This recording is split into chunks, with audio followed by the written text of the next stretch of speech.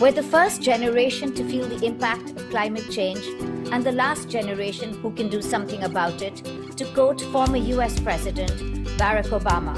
I'm your host, Nonita Kalra, and this is the Lakmé Fashion Week podcast, a place for insightful conversations across fashion, beauty, lifestyle, and sustainability.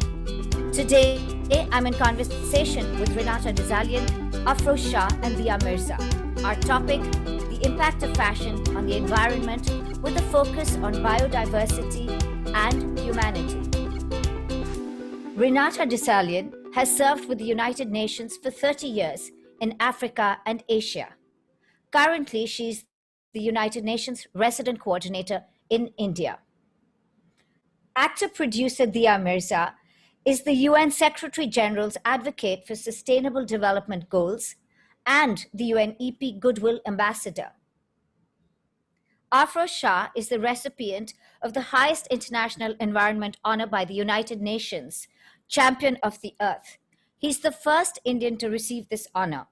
The lawyer and activist likes to say that he's on a date with the ocean. The clothing and textile industry today contributes $2.4 trillion to global manufacturing. It employs 75 million people worldwide, mostly women. In India, the textile and apparel sector is the second largest employer after agriculture. But it is also responsible for 8 to 10% of the world's greenhouse gas emissions. $500 billion are lost every year due to clothing underutilization and lack of recycling. The numbers go from bad to worse.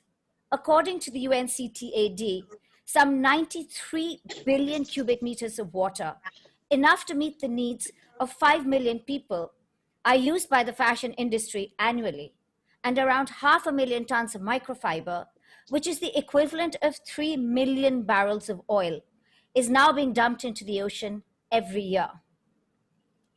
Renata, these facts are familiar to you, and they're alarming. They come from United Nations websites and findings. How did we get to this point, given that the UN, I think, recognized the need to address a lot of this? I think 2011 to 2020 was called the Decade of Biodiversity. So what were the policies that were introduced? What went right, but what went so wrong? Thanks, Nonita, for raising this issue, and thanks to Reliance and their sustainability team for bringing really this critical conversation to Lakmé Fashion Week, especially at a time when we're trying to come to terms with face masks and other apocalyptic fashion statements as the new normal. Lakmé Fashion Week has been at the helm of sustainable fashion in India, and the UN is really proud to be a partner with it. And I'd also want to start also by thanking Dia and Afroz for joining this podcast, two great sustainability champions, sustainability warriors, really, who inspire not only India, but they're inspiring the whole world. And it's a joy to share this podcast with you. So, Nonita, you've cited the digital statistics, and yes, fashion is one of the top polluting industries in the world. I won't repeat them, but the industry is also growing, and so many of these statistics, if we don't do something about them, will also grow. The industry is huge, and so too is its environmental and its climate footprint. But the fashion industry is also very much an incubator of avant-garde circular thinking and experimentation, and it's also the nexus of reimagining lifestyles and business processes.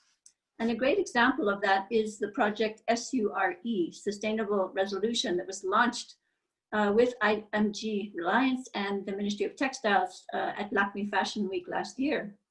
It sets concrete targets to clean up the apparel industry supply chains using certified sustainable raw materials by 2025. And it's aligned with the UN Fashion Industry Charter for Climate Change.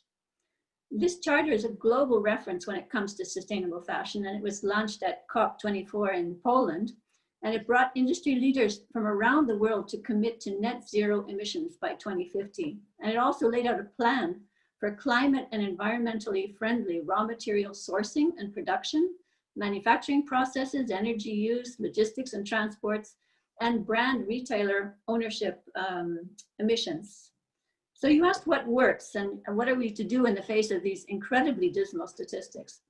Well, I think this kind of thing works, using data to galvanize the industry, to make its own commitments and set its own targets in line with national and international frameworks and norms and standards.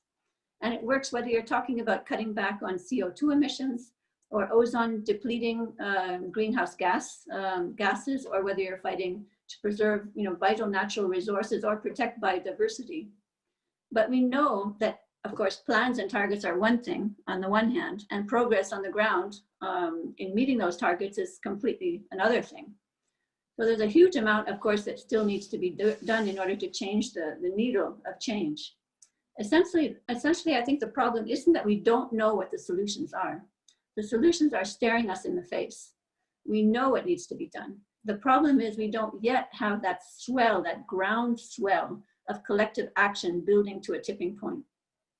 And I think the only way we're going to get to that tipping point is if we all pitch in, mobilizing everybody, starting with ourselves and inspiring everybody around us to be sustainability champions, advocating for responsible production, the supply side of things, and sustainable consumptions and responsible living, which is the demand side. What doesn't work is waiting for the right policies and the conditions to fall nicely into place before we all take action. And maybe just to conclude, India's fashion industry has a great potential to be an accelerator for sustainable fashion.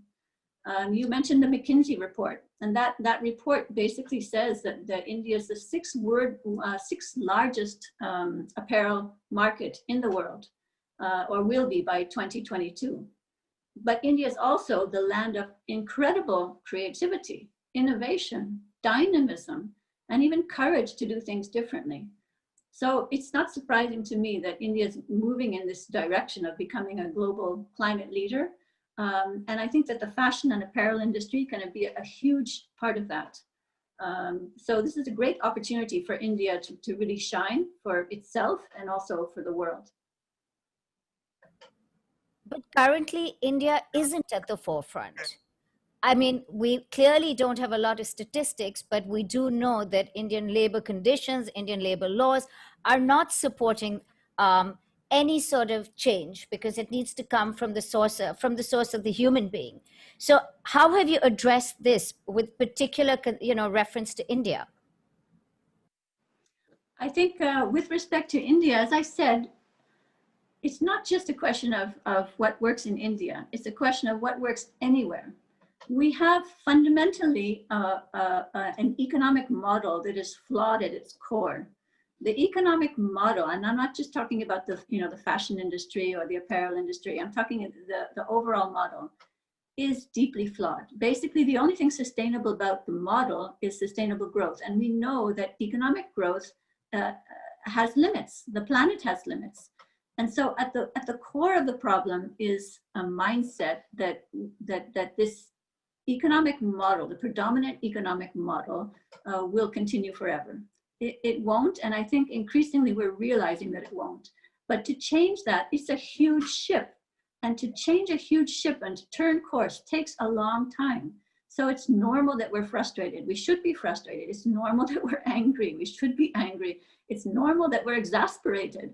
But this change can't happen quickly because it took years to put into place, and it will take years to change. And that's why I said probably one of the most important things, first of all, is not waiting for some beautiful, encouraging and policy framework to fall into place, because it will all happen in a different paces.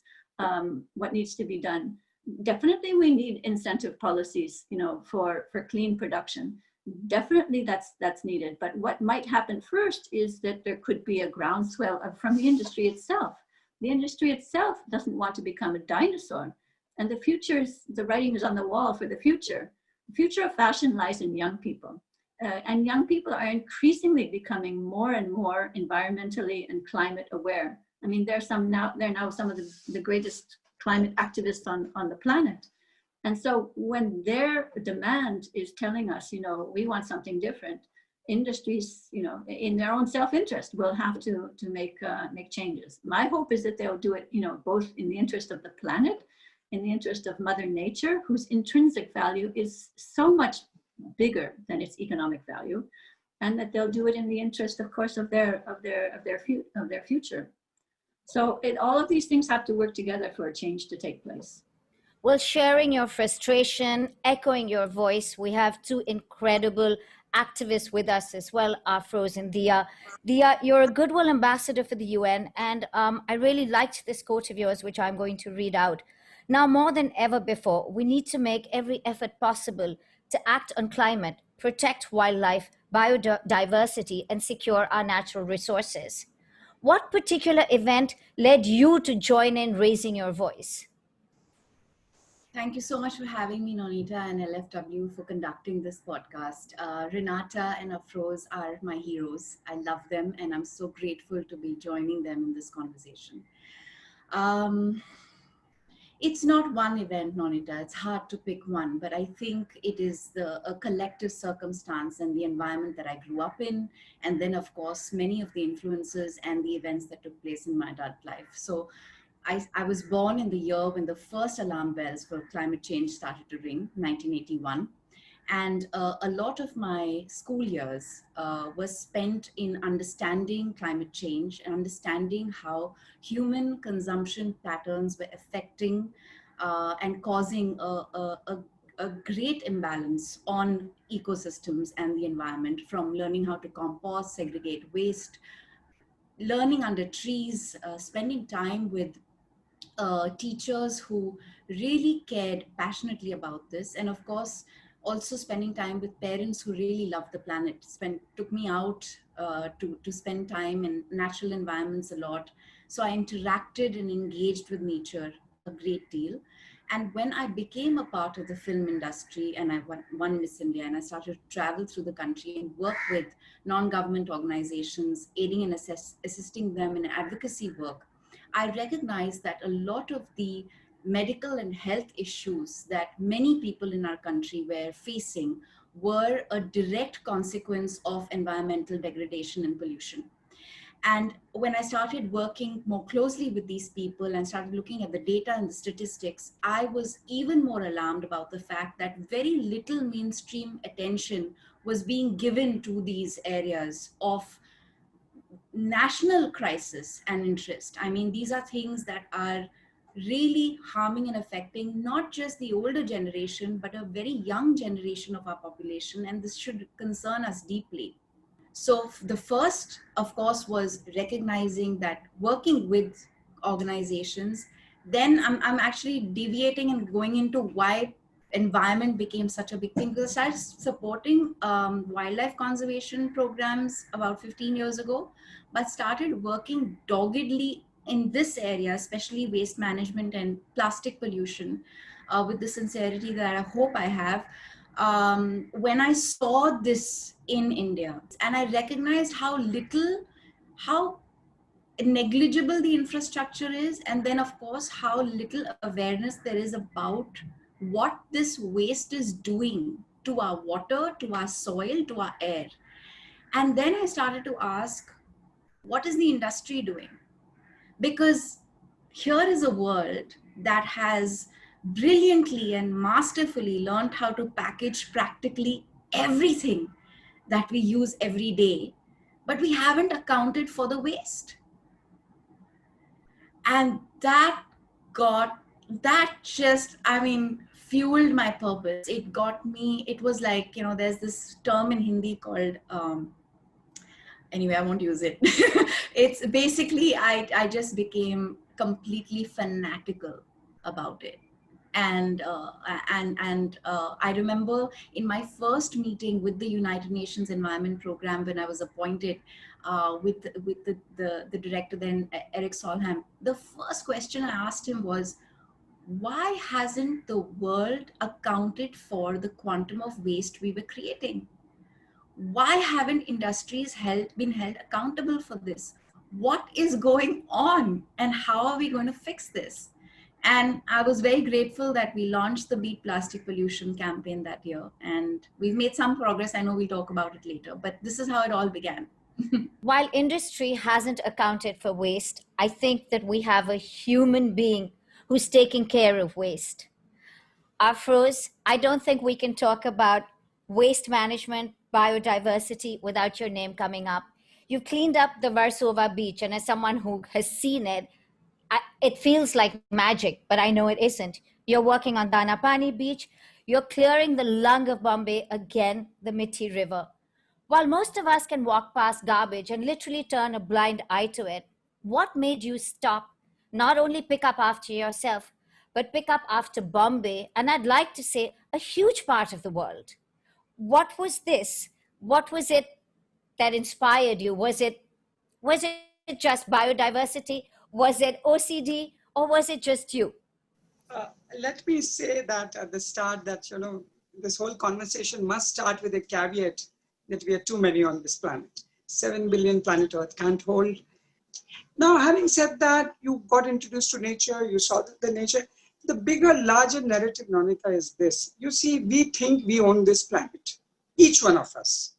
I want the best clothes, I want the best car, I want the best house. I want the best family, I want the best companion. Does it work like this?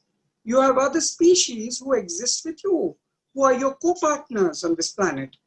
A child of a shark, a kid of a whale, or a kid of a dolphin has an equal right as a right of my child, your child, or anybody's child.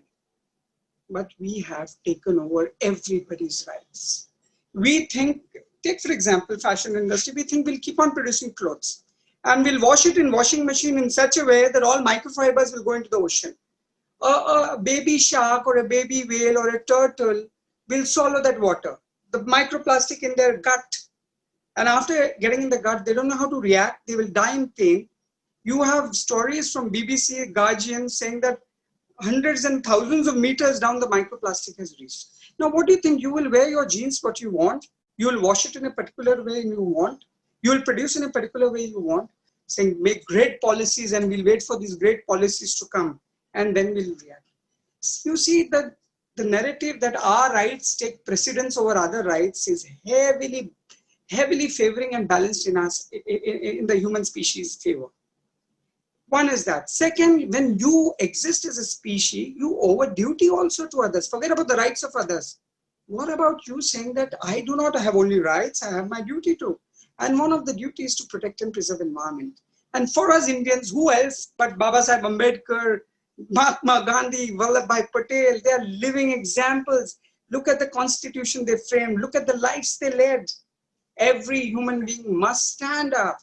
Please make a choice to coexist with the shark. And when I started this, I knew a lot of people misunderstand beach cleaning. They think beach cleaning is clean beaches. Sorry, I must buzz the bubble up. Beach cleaning may result in a clean beach, may not. But this is a movement to tell people that pollution begins in the head and it must end in your head. These youth throw culture, trying to generate garbage, harming the marine species, attacking their lifestyle is what we have come to. So this, when, as a lawyer, when I saw all this and when I saw a dirty beach, I said, first I have to start myself. I'm not going to tell anybody to do it till the time I've done it and understood what the problem is. So hence I started it, and what you saw now, what's happening with the thousands of Mumbaikas stepping out and doing what they have to do. I understand that so much of this conversation that we're having talks about actual pollution. We talk about human conflict zones. What also happens is its impact on biodiversity. And I bring the conversation back to fashion because I think apart from being very polluting, there's been a study by McKinsey that was released in July 2020 while most of the world was locked down. And they had the opportunity to do this. They released this study called Biodiversity, the Next Frontier in Sustainable Fashion. There are some really, really alarming facts. Biodiversity is defined as life forms on Earth. We rely on it for food and energy. We depend on its irreplaceable role in sustaining air quality, providing fresh water and soil, and regulating climate. And yet biodiversity is declining at a faster rate than ever before in human history. 1 million species, between 12% and 20% of estimated total species, are under threat of extinction. It is not Bombay, it is not the plastic bottles, but it is the apparel industry which is leading to this. It's a significant contributor, the McKinsey report goes on to say. Apparel supply chains are directly linked to soil degradation, conversion, and natural ecosystems and waterway pollution. Renata, I come to you whenever I see when I hear these numbers. I mean, it's frightening that fashion is damaging the planet. But I asked you this question earlier. How can change be affected if it's endemic to the business practices of the industry? If fashion is about manufacturing, dyeing, and supply chain, and they're causing pollution, what is our solution? So we can either look at the problem as this incredibly complex, big, horrendous, overwhelming set of issues that paralyzes us, or we can do something about it. And I think, Afroz and Dia hit it on the head. I mean, it starts with a mindset. We have to become better at sharing our planet. We have to value the intrinsic value of nature. Other countries have done it. I mean, I spent some time in Bhutan, and the way the country as a whole approaches nature is truly inspirational. Of course, it's a very small country and the world is a very, very big place, but that doesn't mean that they're wrong. They're absolutely right. I mean, they place the intrinsic value, or they try to, because let's face it, none of us are perfect. They try to place the intrinsic value of nature above its economic value. So unless we can instill this into our thinking, progress still can be made, but I don't think we'll get this huge turnaround that we're actually looking at. So has to start with mindsets. And close to that, and even though it doesn't sound so inspiring, is data. I mean, we have to measure what we value. If we value the intrinsicness of nature, if we value that, a whale has the right to have a young one survive, if we value that a sea turtle has the right to swim in a clean ocean, if we value all that, then we have to measure that. And I think that's one of the things that the UN is trying hard to do. There's so many things that the UN is working on, but here I think we've made some progress by just putting the data out there. I mean, we brought the world, the kinds of dismal statistics that you're talking about for a purpose. I mean, it's not to depress people. It's to actually say, look, wake up. We can do something about this. We're not proud of this. Collectively, we're not proud of this. We don't want to leave this kind of world to our children. So let's do something about it. Having the data, stare you in the face and shake you up is one of the things that is needed. I think, again, going back to the fashion industry, nobody can wait for the situation to be perfect to respond. And so what I expect from the fashion industry, and particularly the fashion industry in India that is so dynamic and so creative, is to just take the bull by the horns and move with it. And I've seen examples of it. I've seen, incredibly exciting circular design innovations coming out of one of our partnerships with Lakmé Fashion Week, which is the circular design challenge, where we invite young entrepreneurs to come and show us their sustainable innovation. So the innovation is there. And I mentioned before the SURE, sustainability resolution commitment by the apparel industry. We need more of these kind of commitments. The more it can come from the industry itself, the better. And who best to push the apparel industry and the fashion industry than those who are consuming it? So I think there again, there's a lot of interest now in sustainable fabrics and sustainable processes. And of course, it goes beyond just the fabrics, natural fabrics or biofabrics and things like that. It goes actually all the way into the supply chain, which is what the SURE project is about. Because if you don't catch it from the beginning, your product is, how should I say, it's still part of the problem, even though you might be trying to fix it. So these are, I think, some of the things that are needed. I think that quite frankly, I think investors in the fashion industry, and I'm not talking about clients who purchase the products, but big investors need to start creating far more incentives for sustainable fashion. So these are just some of the things that I think that need to be done. I can't say enough about advocacy. We need to do far more advocacy, all of us. Both Dia and Afroz are brilliant at it. I mean, you can see that the environment has entered their heart and their soul. And just listening to them speak is an enormous inspiration, I think, to many people, young people and old. We need more of that. We need more Afrozes. We need more Dias. And I think we just have to hope and pray that it all comes together in the end, so that we can turn things around. In the aftermath of COVID-19, since we're into Lakmé Fashion Week during a very, very unusual year, all of us, I think, had this moment, this pause, where we could, those of us who were lucky enough to be able to actually sit quietly, had this moment that we could reconnect with nature. And we're pushing hard at the UN for countries to build what we call build back better, build back a fairer world, build back a greener world. And when we say fairer, we mean fairer for all of the human species, but also other species as well. It's a huge opportunity now. And we're all pushing hard that, instead of just rushing back to get back to normal because normal seems better than what it is today, we have to aim higher, because normal was not so great before. Normal was, the kinds of beaches that Afroz had to start cleaning up to show us what needed to be done. I couldn't agree with you more, but as somebody who's also a consumer of fashion, and you talk about investors looking for responsible brands, the truth is that there's a perception that to be sustainable is to be expensive. And Dia, as a customer, sometimes you actually notice that sustainable clothes are more expensive. How do you persuade people to make this switch? And let me ask you another question. Now that we're talking about the world at large, there is a genuine need for cheaper clothing.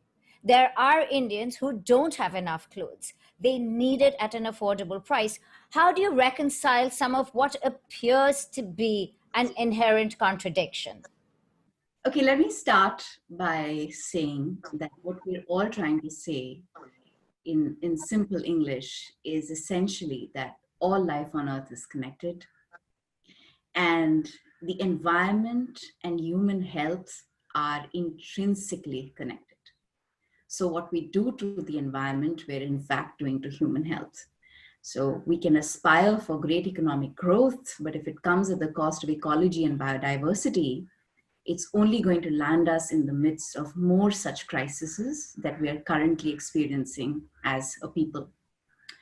And I think this pandemic should have been a serious wake-up call for the entire world, because it has hit economies very, very hard.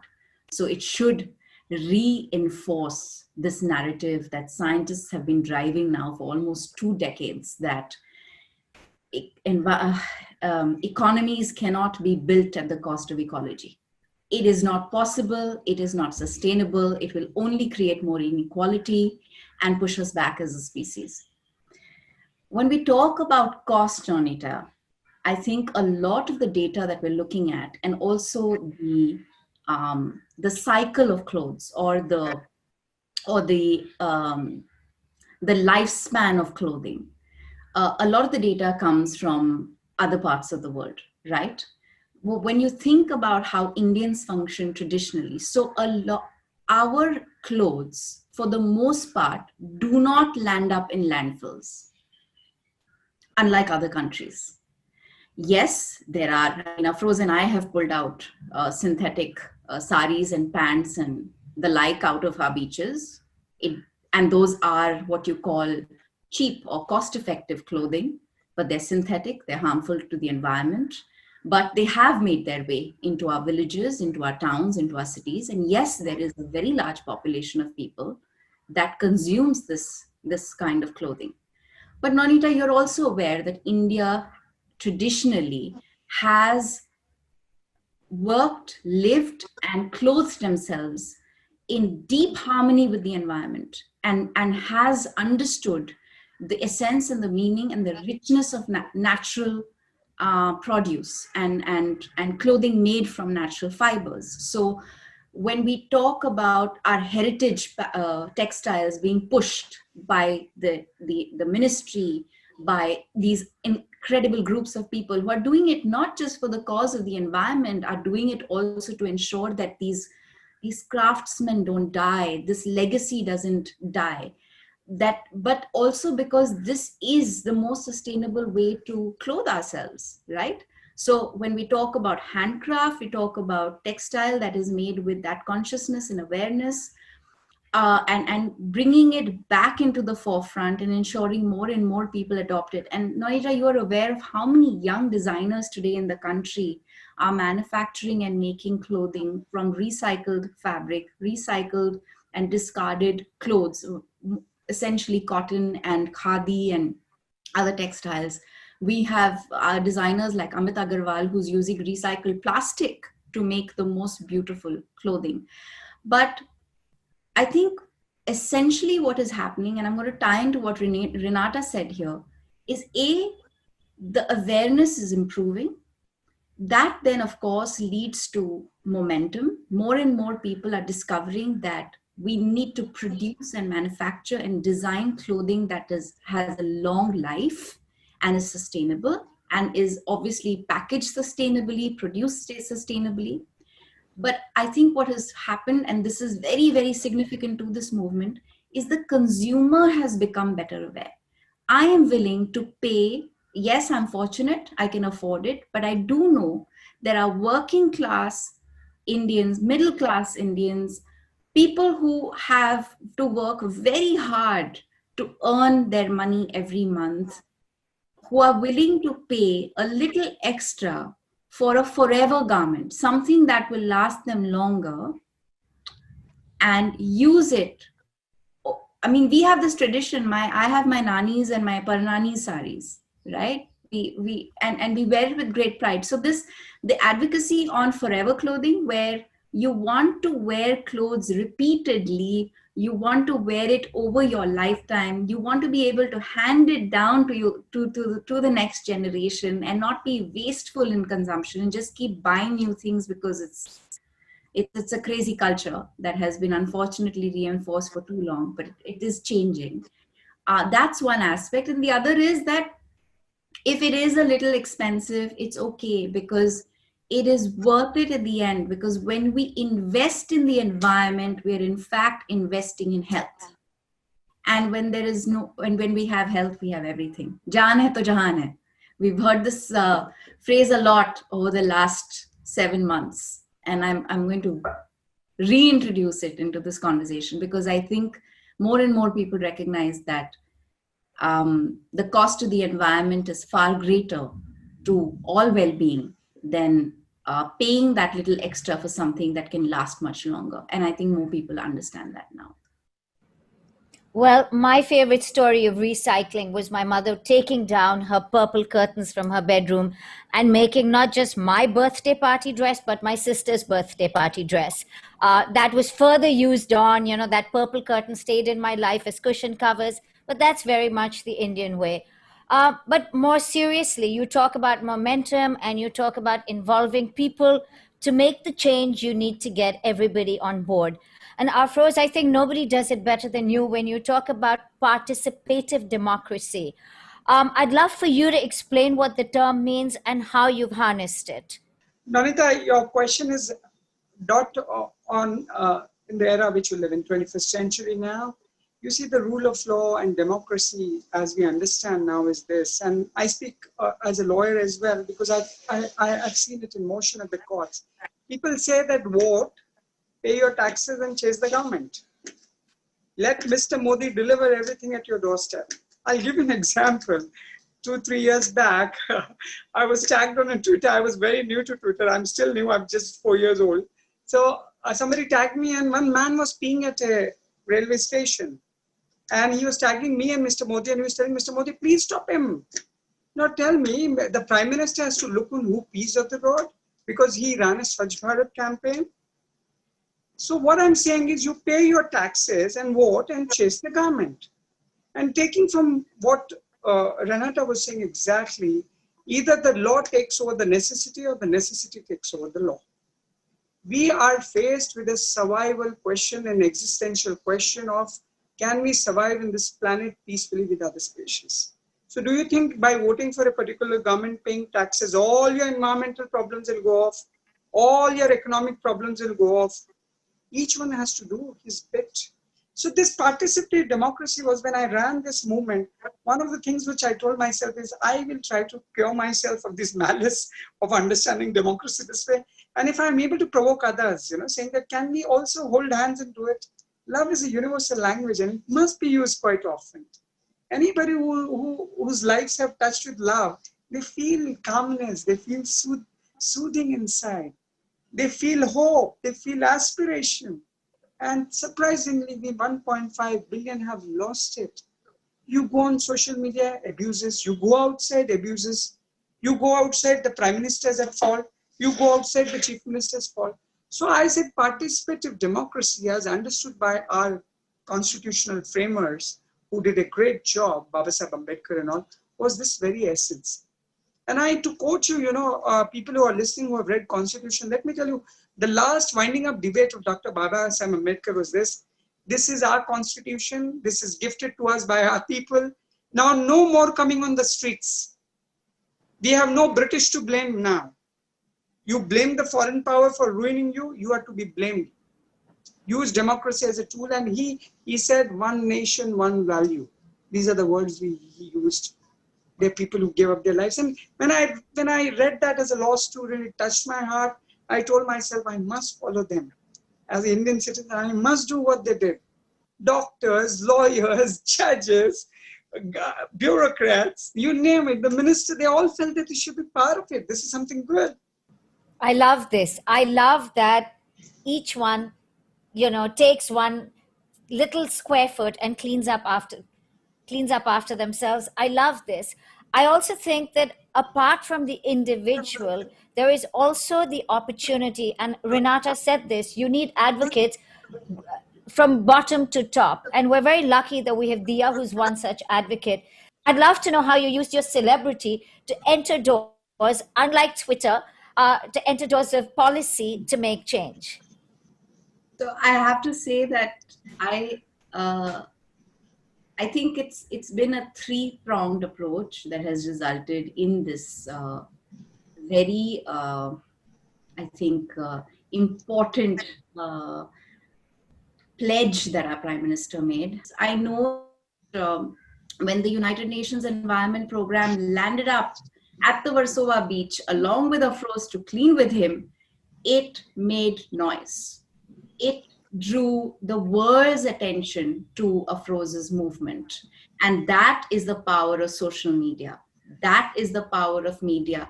That is the power of advocates who highlight heroes, earthed heroes like Afroz and the various other champions who've been doing good work. That was one.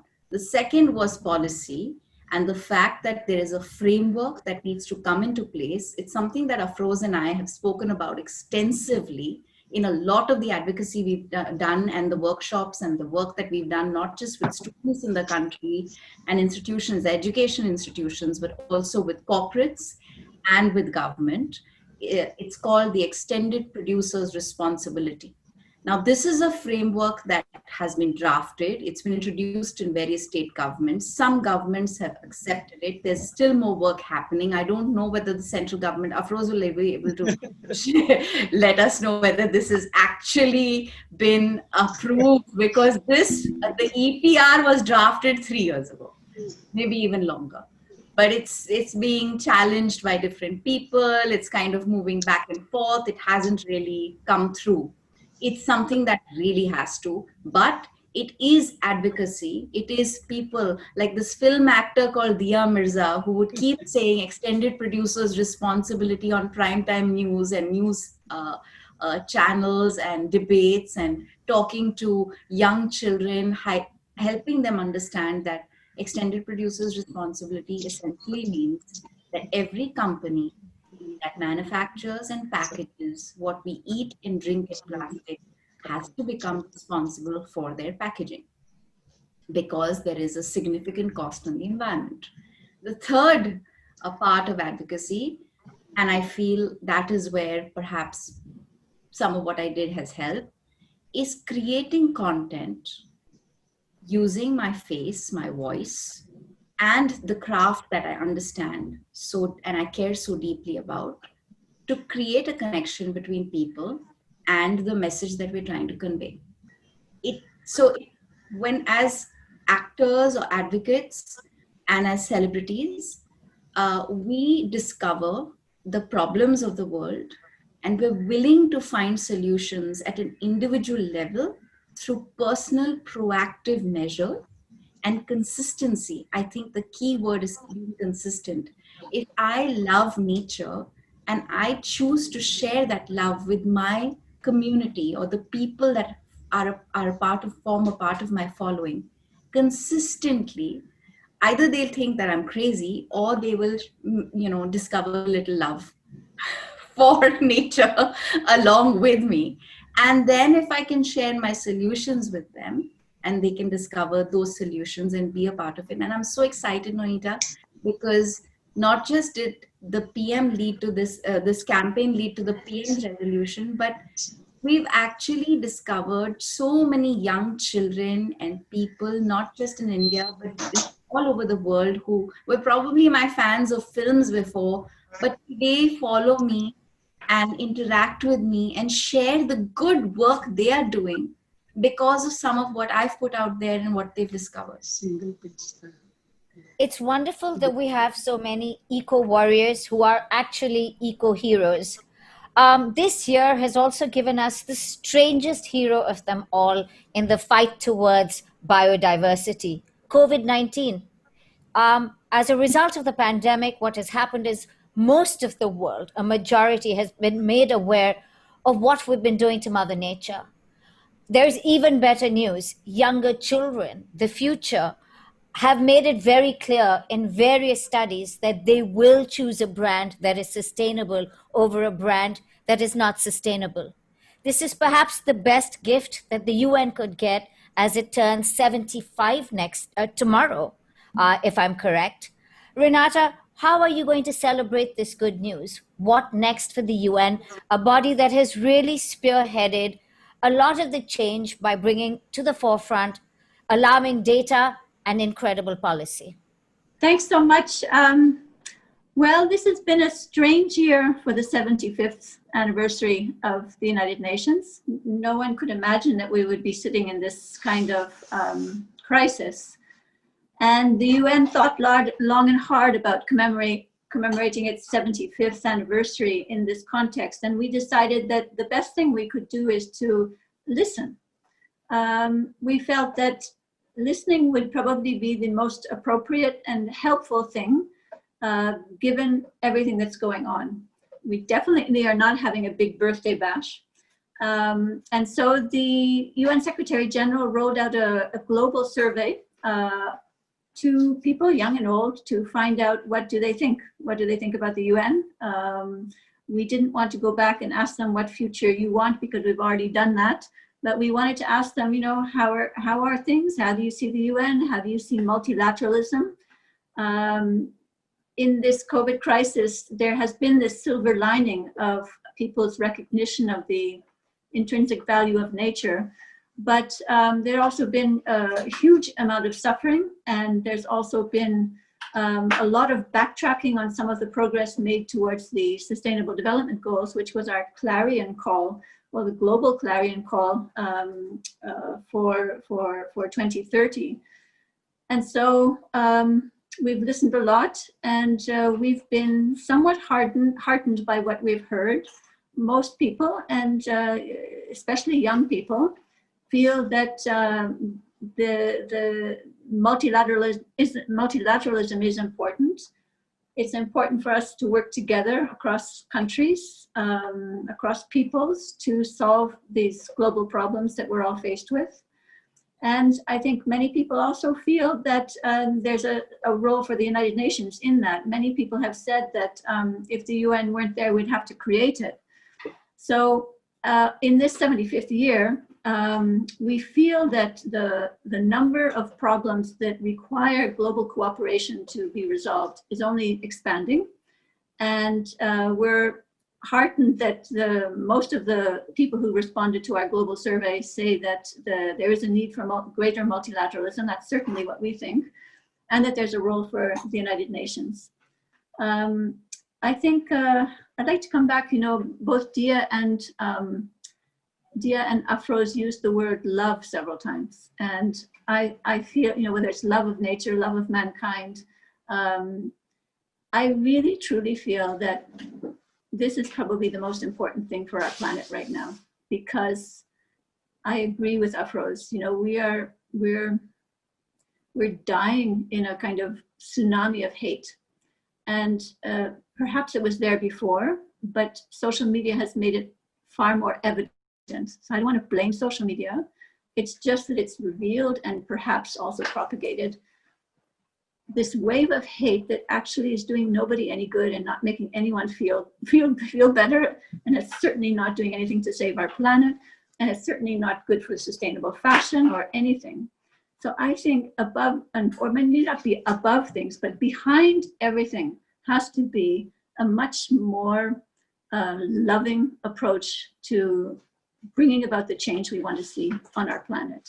So I know that sounds rather philosophical, but I truly feel that the UN has to be about fostering that love, fostering bridge making between people, between species, and moving away from this us and them name and shame, blame game, which doesn't help anything.